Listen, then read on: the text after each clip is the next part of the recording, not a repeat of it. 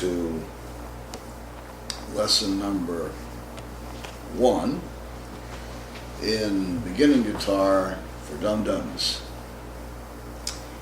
And I'm using my brand new Martin hd28ve, and I'll explain what that means. Martin is a very, very fine guitar. In fact, it's the best of the mass-produced guitars in the world. It's unarguable. It's the very best. It virtually plays itself. It's effortless. And even if you've never played a steel string guitar, you're going to enjoy the Martin, although it's a more difficult and more challenging guitar than a nylon string guitar in many ways. But then again, nylon string guitar requires some pressure if you're going to play it correctly. So either way, you're in for some pain, and get used to disappointment in that respect. It's going to be painful. Not the first day, but when you wake up in the morning on the second day, you'll have this bizarre, mysterious kind of groove in your fingertips. So what I recommend is that you start out really slowly. Just start out 5 minutes a day, because it won't do any good to get blisters, because what it'll have, instead of calluses, you want to get calluses built up, and you want to get your muscles, your hand muscles built up.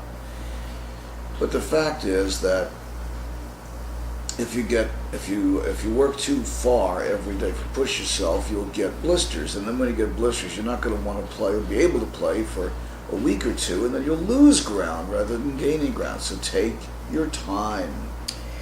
I will tell you how to shop for guitar. This in a nutshell. It comes from both Dee and Mary Ellen and Rodney, and Chris told me the same thing down at Foggy Mountain, which is you buy a guitar per love, based on love. You fall in love with a guitar, and that's the guitar you buy. You don't buy a guitar that you settle for. Don't buy a guitar that you don't like or don't love or don't want to mess with, because you'll never play it. And so you actually have to love the guitar, and the whole thing about a guitar is its feel. Now, I know you want to get started. You want to learn the chords. You want to learn how to play, and you want to play sexy tunes. I understand that. Sexy tunes that'll get you shagged. I understand. But actually, you need to learn something about the background. It's called the backstory. Now, if you're doing something like a tabletop game, which we're going to be doing tomorrow morning, there's a lot of backstory. There's a lot of things you have to learn in advance of playing the game.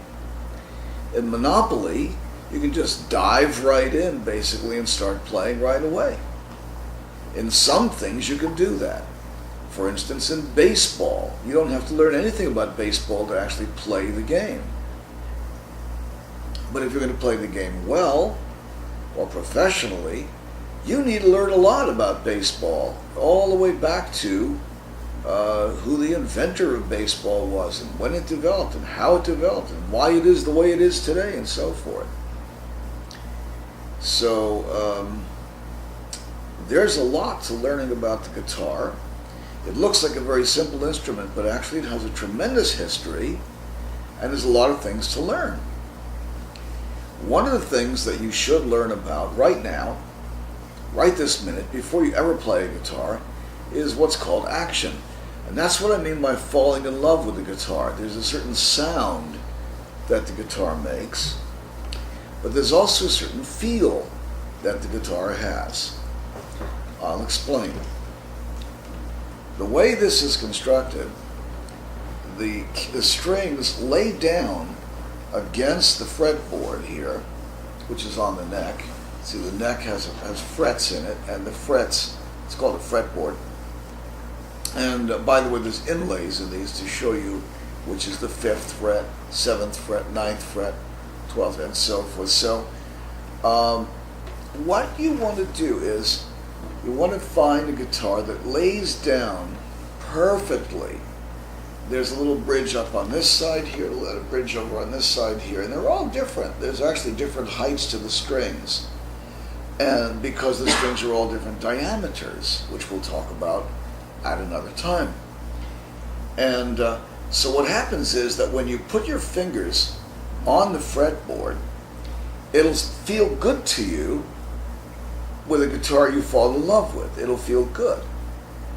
And so it'll be right for you. It's called the action. It's called right action. That's a Buddhist term.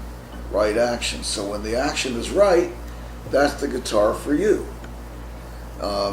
It also will have the right sound for you. It'll sound like what you want your guitar to sound like. It will feel right. The size will feel right.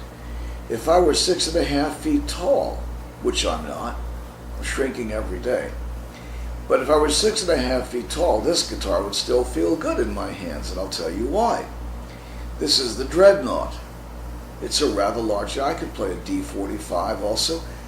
I could get into a guitar that's a little larger than this, but the fact is that this size guitar is pretty good for almost anybody.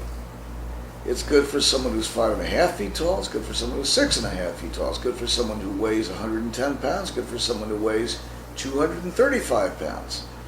At 350 pounds, you're going to need not a guitar, but a piano. Now, I'll explain that later.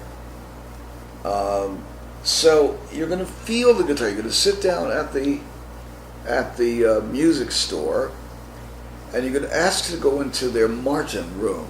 They'll have the Martins all locked up in a room typically, because these are very expensive guitars. And you're going to play a Martin guitar, so you have a benchmark, something to measure from, and you're going to just strum it.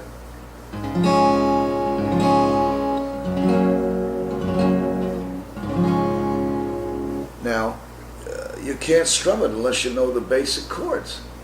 So that's our next lesson, which is how to make basic chords.